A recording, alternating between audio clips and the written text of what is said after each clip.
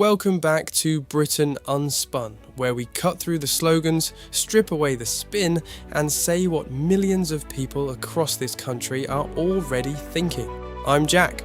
And I'm Olivia, and today we're stepping into what can only be described as the baffling back-to-front world of Ed Miliband and Rachel Reeves.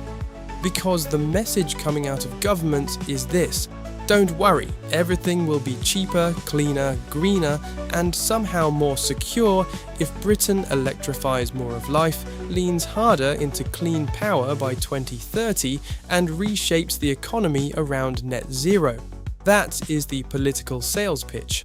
The government's clean energy mission explicitly says it wants clean power by 2030, and Ed Miliband today described this as the era of clean energy security.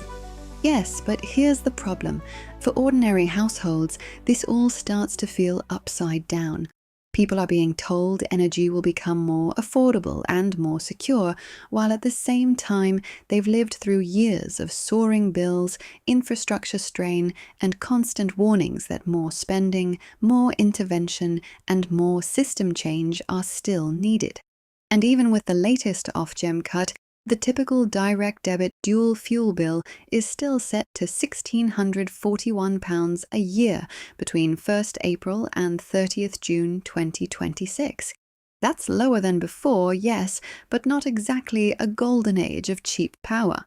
Exactly. This is where the public starts to feel they're being spoken to like children. Because if the answer to expensive energy is supposedly less reliance on gas, why are bills still so painful after all this talk of transition? And if the answer is electrify everything, your heating, your transport, your industry, then how do you do that while keeping the grid reliable, keeping investment flowing, and keeping costs down? And this is where Rachel Reeves enters the picture.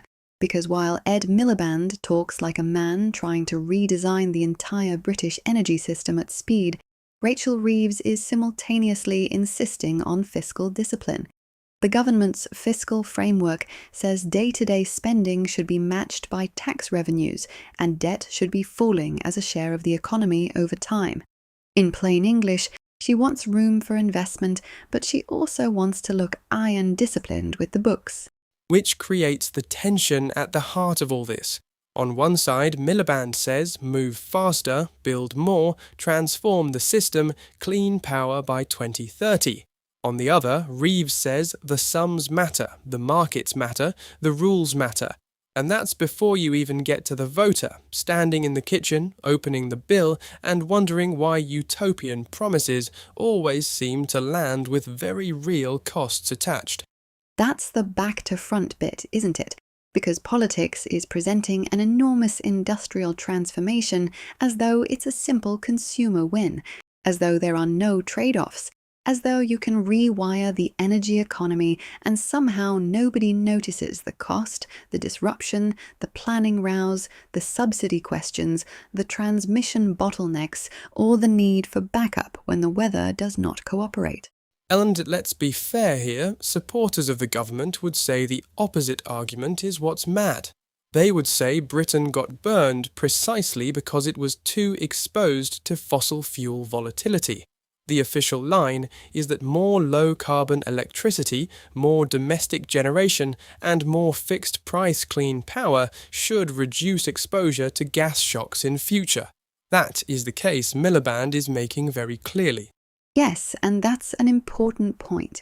If you want to be serious, you've got to acknowledge the strongest case on the other side. The Climate Change Committee has said a reliable, secure, and decarbonised power system by 2035 is possible, and its planning assumes electricity demand will rise substantially, around 50% higher, as transport, buildings, and industry electrify. So even the institutions backing decarbonisation are clear. This is a huge system build-out, not a minor tweak around the edges. And that is precisely why people are nervous. Because when politicians say, don't worry, this is all perfectly manageable, the scale of the undertaking says otherwise. You're not just swapping one plug for another.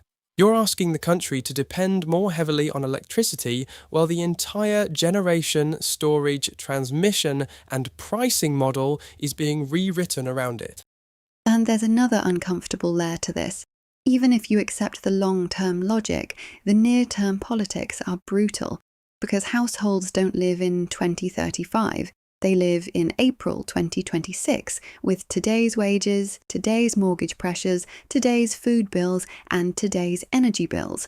And when they hear promises of future savings while paying heavily in the present, they switch off, or worse, they become angry. Quite right. Politics loves the phrase the long term. Voters live in the short term because that's where their bank account lives, and that's where Rachel Reeves has a real problem. She wants to project seriousness and market credibility. She wants to be the grown-up in the room.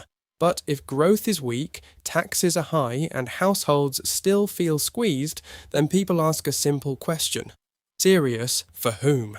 And that question gets even sharper when policy starts sounding contradictory. We're told growth is the mission. We're told investment is the mission. We're told energy security is the mission. We're told affordability is the mission. Fine. But sometimes Westminster behaves as if saying all four things at once means the tensions magically disappear. Yes, it's like a political version of have your cake and eat it. We'll transform the grid, keep bills down, keep the public happy, reassure business, satisfy investors, hit climate targets, obey fiscal rules, and do it all in one parliament without anybody noticing the strain. That is where the Alice in Wonderland comparison comes in, because it feels like the order of reality has been reversed. Difficulty is treated as simplicity, cost is described as saving, risk is rebranded as certainty. And yet there's a reason this message still has traction in parts of the political class, because the old model did leave Britain exposed. Wholesale gas costs have an enormous influence on bills, and Ofgem's own breakdown still shows wholesale energy and network costs as big components of what people pay. Even after the latest reduction, network costs have risen within the cap structure, while wholesale remains a major driver. So the truth is messier than either side likes to admit. The full-throated net zero evangelists sometimes talk as though engineering, cost and intermittency are minor details. The outright doom-mongers sometimes talk as though every step away from fossil fuel dependence is fantasy. Reality sits uncomfortably in the middle. Britain does need a more resilient energy system, but the politics of pretending this transition is painless is what infuriates people. And that's why Ed Miliband is such a lightning rod. He doesn't just represent a policy, he represents a style of politics that many people instinctively distrust. A style that sounds morally certain, historically urgent, and oddly relaxed about public skepticism.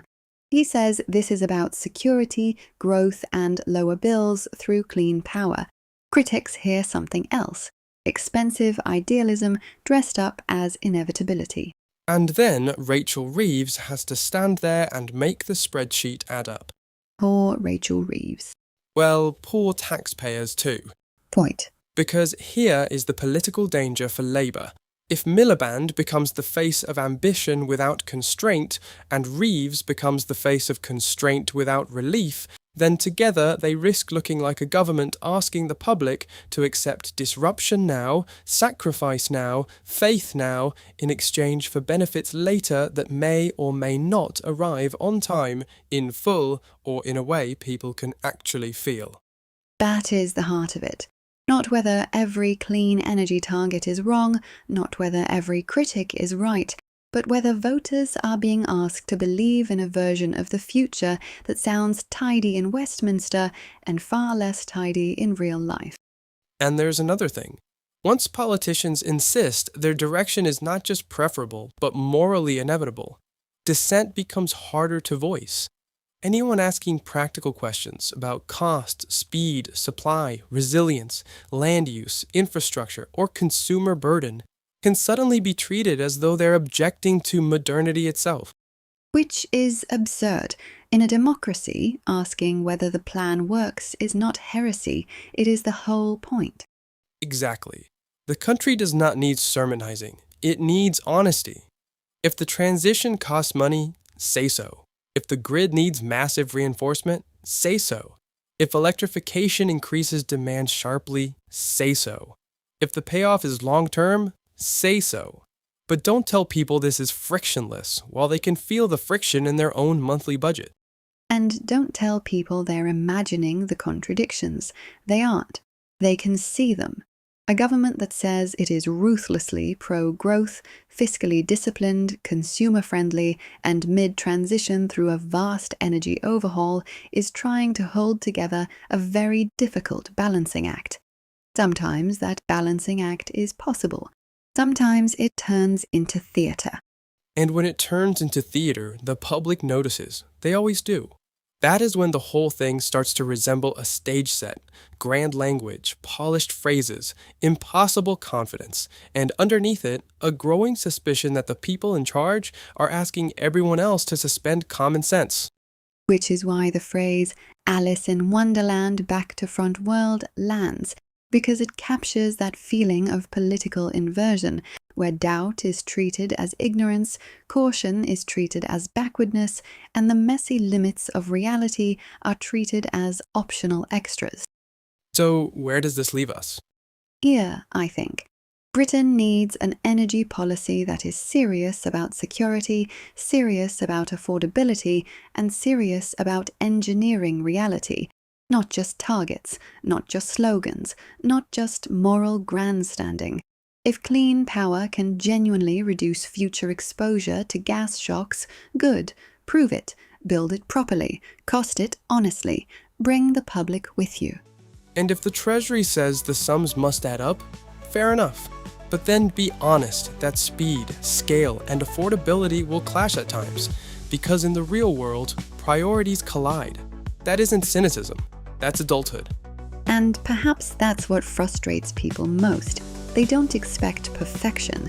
They do expect plain speaking. Exactly. Not fantasy, not fairy tales, not a back-to-front political universe where every cost is called an investment, every concern is called misinformation, and every doubt is waved away as though the public simply hasn't read the script. Because the public has read the script. And more of them aren't buying it. That's it from us. Thanks for listening to Britain Unspun. If you enjoyed this episode, give us a thumbs up, subscribe to the channel, and share it with someone who's tired of the spin and wants the straight version. And let us know in the comments, is this a serious plan for Britain's future, or are we being asked to live in a political wonderland? Thanks for listening, and we'll see you next time.